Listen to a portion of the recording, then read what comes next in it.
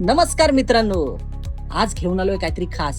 तुम्हाला आठवतोय का ब्राझीलचा रोनाल्डो आणि त्याच्या हेअरकट मागचं रहस्य? 2002च्या फिफा विश्वचषकात ब्राझीलचा महान स्ट्रायकर रोनाल्डो एका विचित्र हेअरकट मध्ये उतरला होता.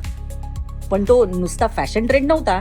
2002च्या विश्वचषकापूर्वी रोनाल्डोला मांडीला दुखापत झाली होती आणि जगभरातील माध्यमांचं त्याच्या फिटनेसकडे लक्ष केंद्रित झालं होतं. तेव्हा मुद्दाम रोनाल्डोने फ्रंट ट्रायंगल असा हेअरकट केला आणि त्यानंतर रोनाल्डोनी स्वतः सांगितलं की लोक माझ्या दुखापतीबद्दल बोलायचे कमी झाले आणि सगळं लक्ष हेअरकट वरती केंद्रित झालं आणि त्यामुळे माझा ताण कमी झाला. आणि त्यानंतर काय झालं?